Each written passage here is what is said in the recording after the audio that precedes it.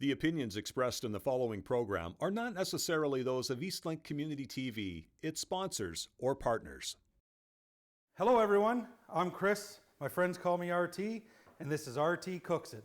Today we're going to make some corn chowder, which is a delicious variation of really a seafood chowder, just without the seafood, corn instead, and bacon of course.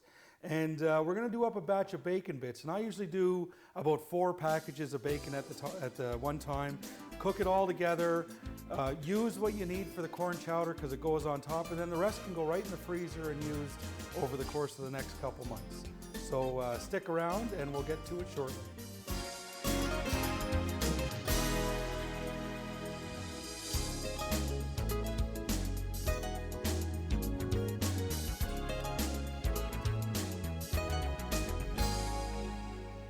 Okay, so it's corn chowder today, and I got some bacon already chopped up. I'm going to put that in the bottom, and that's going to create the oil and the fat for us to cook the celery, carrots, and onion in. There we go. We'll let that get going.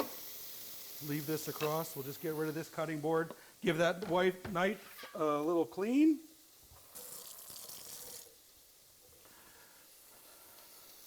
So what we have is some carrots. I'm going to peel those, and we'll give them a wash. And I'm going to peel the potatoes. We'll give the potatoes and the celery all a wash, all at the same time.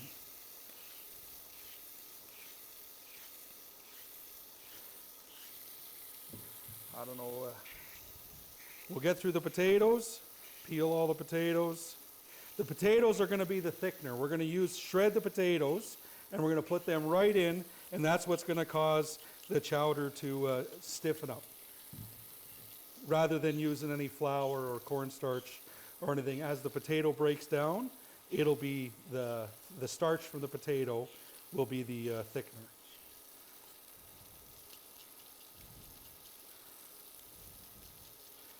All right.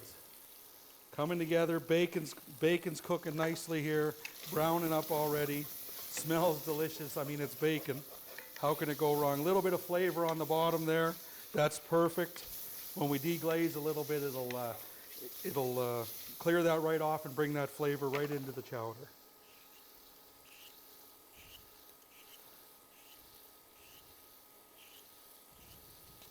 All right. Get them potatoes peeled. Get everything peeled. The bacon's in here browning up nicely now, slowly stewing down, rendering off some of that fat. That's going to be a big part of the flavor.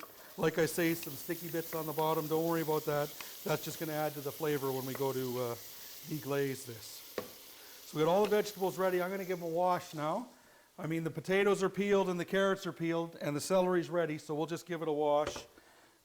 Like you should with all vegetables. Every time you take vegetables home from the grocery store, before you cook with them, you gotta wash them. Give them a rinse, give them a scrub.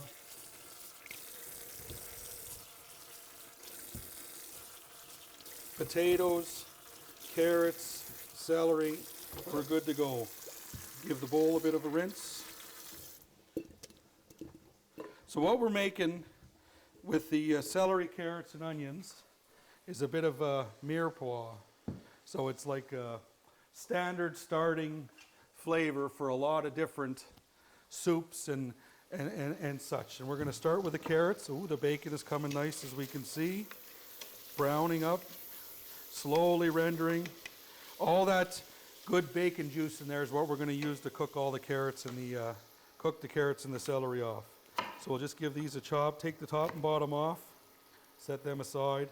Now the carrots are always a little tricky to cut, so I like to cut a slice off and then roll it so now it's flat, so you have a lot more control over what you're doing. And then cut this one in half, and then just a rough dice.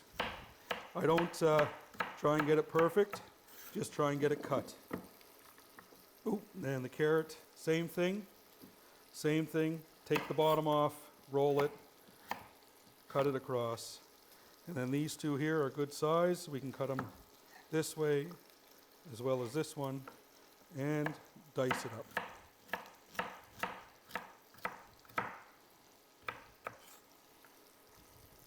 one more. And I think we're only going to need half of the other carrot. So I think we'll just go with the top half. We'll save that piece for another time. We'll just cut the bottom off, roll it flat. There we go. Cut these in half. Give this a little slice. This a slice. Give that bacon a stir. Oh yes. Coming together. Like I say, don't worry about the brown stuff on the bottom. That's all just flavor. Go across the side. Sorry, dice up the carrots. Set them off to the side. They're ready to go. Now the celery, one thing I do with the celery, I think I'm only going to use two, is the strands on the back of the celery really get caught in your teeth and in your throat. So what I always like to do is I just give it a light pass down the back, and that takes the worst of the stringy parts of the celery away. Some people break them in half and pull it apart, but this is just my technique, and it works well for me. So we'll get both of those done. And the celery, we can do the same thing, cut it about the same size as the carrots.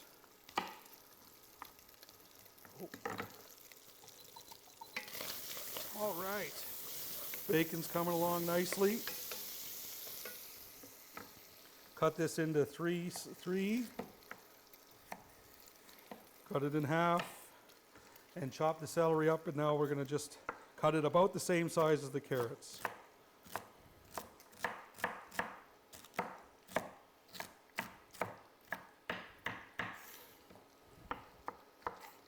Celery, carrots, and now we're going to just dice the onion.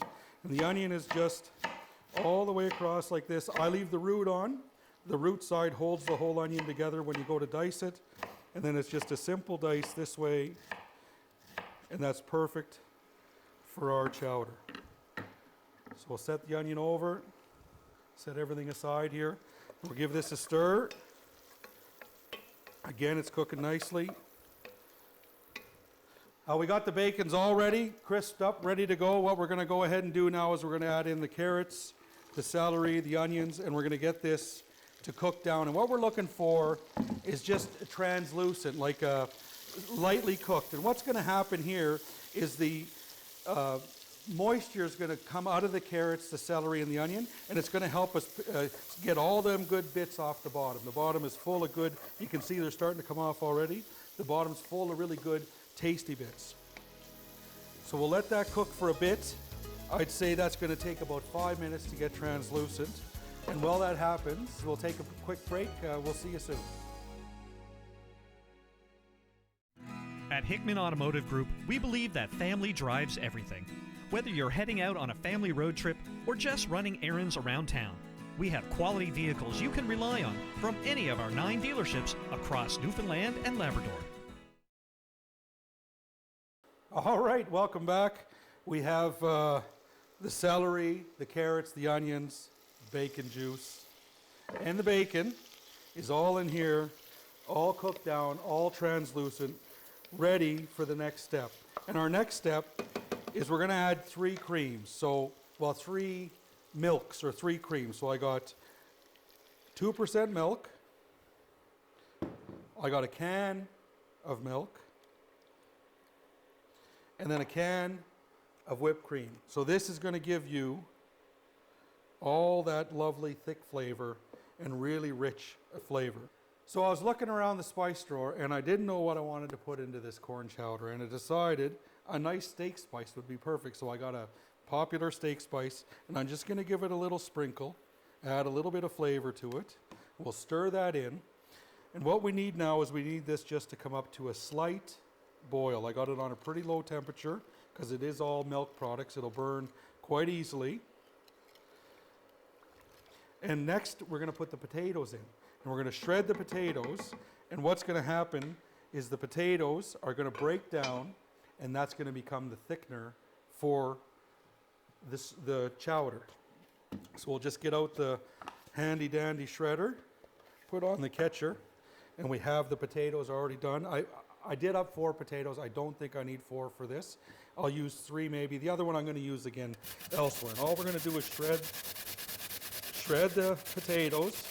I don't like to get too close to any of this and cut myself, so I'll use that piece for something else later. Another potato. And like I say, I think we're going to need about 3 of them. But as soon as we put it in, we'll know how much we're going to need. All this does, making it small, makes it break down faster, that's all. You can go with a big shred if you want.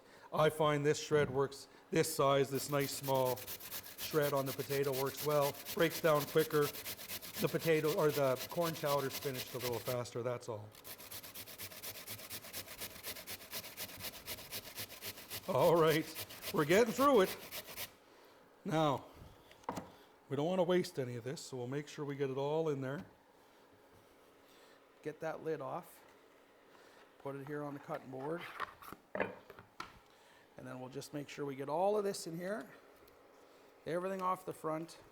All that good starch off of there. All of this, including the liquids. We're going to need more. I can tell we're going to need more. So, I'll shred up, for one thing, I'll shred up the rest of these a little closer. There we go, and 1 more potato, so that makes 4 potatoes for this size pot. I'm not really much for measuring things. I sort of just go on what I feel is right. Most times it works out. Now I'll tell you, in my younger years when I was at this experimenting, I used to have a frozen pizza in the freezer because sometimes things didn't quite turn out exactly as planned, because it is sort of cooking by feel and cooking based on what you think is going to work out. So I'm going to give my hands a wash. We've got a bit of a mess on the go here.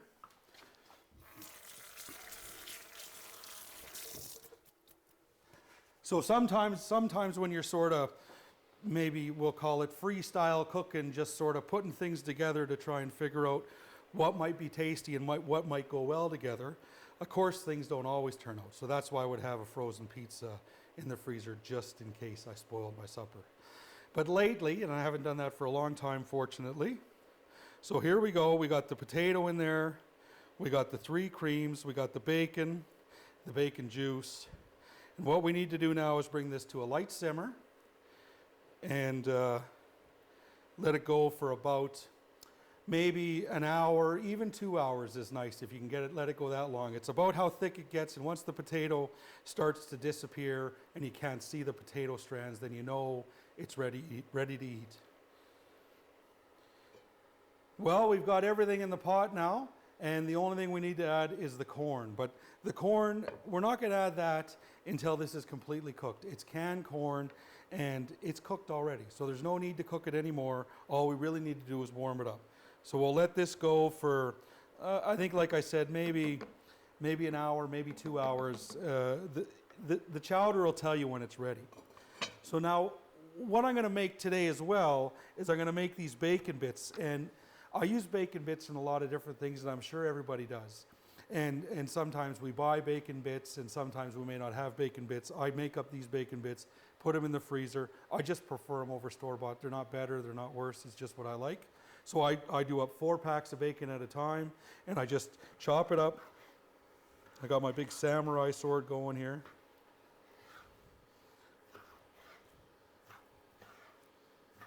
Chop it up into chunks, whatever you think is kind of what you like. And I like them about that size. You can see they're, maybe they're 3/4 of an inch, 3/4 of an inch, almost an inch, and anywhere in between that, we're going to put them in. We'll get them sizzling, and we'll get all 4 packs cut up and put in and fry them. And these are going to take, what's going to happen is this bacon is going to go in here, and it's going to slowly render down, and the fat level is going to go up, and the bacon is actually going to deep fry, kind of, in its own fat. And it makes a great product for all kinds of different needs for bacon bits. And it really holds together well because it's been semi-deep fried, but then again it's been deep fried in its own fat.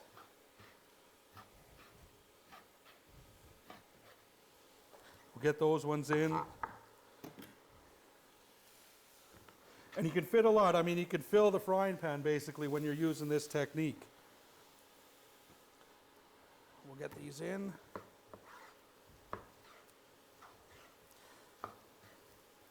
Chop it all up. Keep them hands clear.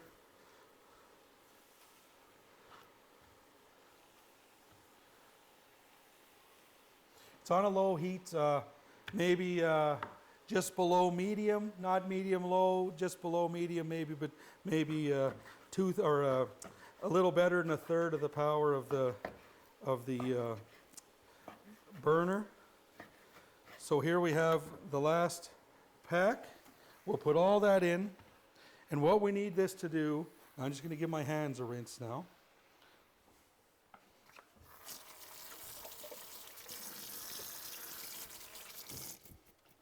So this is another great use for this flat top grill. I mean, I want to cook something in a pot or a pan, so I put the cast iron frying pan right on top of the flat top, turn the burner on, and now it's going to sit here and simmer away. This is going to take half hour, 45 minutes probably. And we got to remember what we're going to do is we need bacon bits to top off the corn chowder. It's a very important piece to top off the corn chowder is to have bacon bits, of course. We'll give this a stir and we'll see, oh yes, it's on low, it's perfect, it's going. And the corn chowder's going, the bacon bits are going, and we're gonna go to a break now, and when we come back, we're gonna start putting this all together. At Hickman Automotive Group, we believe that family drives everything. Whether you're heading out on a family road trip or just running errands around town, we have quality vehicles you can rely on from any of our 9 dealerships across Newfoundland and Labrador. All right, welcome back to RT Cooks It. We have our corn chowder here simmering away. We went away and relaxed for a little bit. I'm going to tell you it took about an hour and a half for this to stew down. So the magic of television, here we are back. And you can see it's thickened right up now. Oh yes. The potatoes are broken down. There's still some potato in there, but that's okay. It's cooked, it's right soft. The more we agitate it here, the more the potatoes are going to get incorporated in. So what I'm going to do is I'm going to grab the corn. I'm just going to rinse this spatula off. I'm going to grab the corn and incorporate the corn in there. If we look over at the bacon right now, we can see that the bacon is about ready to go, so I'm actually going to go for the bacon first because I can see it's ready. So all I'm going to do is just give it a little stir. Oh yeah, we got some beautiful bacon bits now. Deep fried in their own fat. And all we're going to do is dump it out right on this tray. This is a very nice option for this grill because we got the cast iron frying pan on this side. We got the nice work surface left over on this side. And all we're going to do is just dump this out. All that bacon out. Let it drain. Turn the burner off. Lots of good flavor in there. We do not want to lose that. We're going to scrape that off and save those bits and add it right into these bacon bits. We want to spread these out, let them cool, let them harden up. There's going to be some down in the fat. Don't worry, when we strain that fat off, we're going to collect that. And listen, you can save the fat, you can freeze the fat, you can reuse the fat. The fat is flavor. You can use it in all kinds of different cooking things. Like I did earlier, cooking toutons. Bacon fat's great for toutons. So we'll get a bit of that scraped up. We're not going to worry about it all right now. I'll get that after. Get all those bits in there. Spread out, let it dry out, let it crisp up now. So we're finished with that. We'll go ahead and grab the corn, and we're going to get the corn into the chowder. So we have the corn in here. Now this is a bunch of leftover corn. This is why I'm making corn chowder. It's canned corn. We didn't end up using it at a party I was at, so we're just going to use it in the chowder. I'm just simply going to use as much as fits. I don't need to use it all. The pot's only so big, it'll only hold so much. So we're just going to go ahead and put in whatever fits. We're getting close there. We're getting close there. Here it comes. Oh yes, a little bit more. I think we better call it there. I don't want to overflow it when it boils up a bit. We'll just put the corn over here.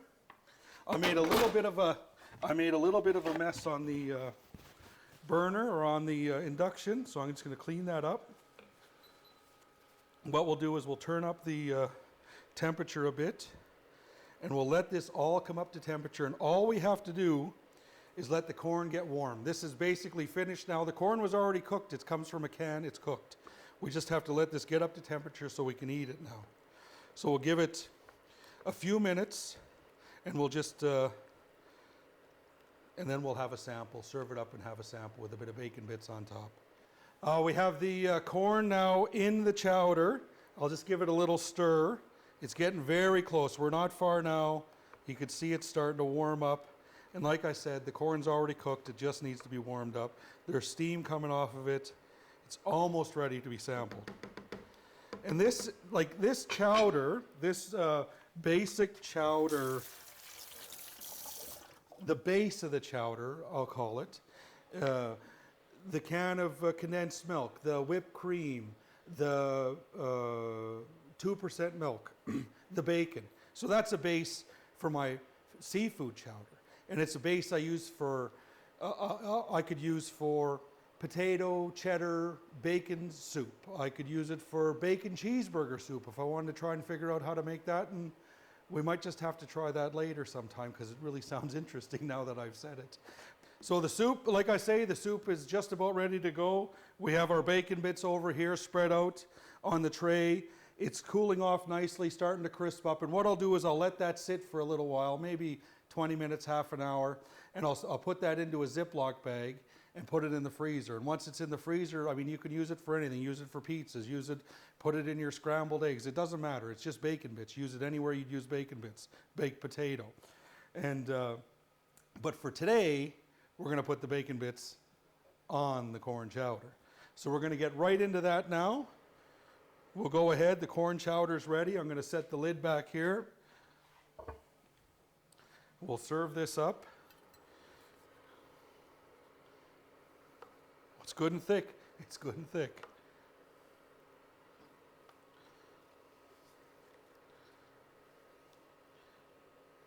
And then of course we'll finish it with some of these fine bacon bits. And we'll have a sample.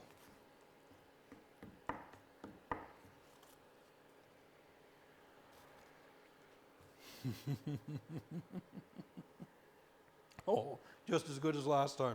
The bacon's actually better because I didn't have these bacon bits last time. I did use store-bought. Not that I go either way with the bacon bits. Bacon's bacon as far as I'm concerned, but this is a little better than last time. You gotta make this. It's a delicious dish. All right, that was a lot of fun. The corn chowder was delicious. Make sure you try this one.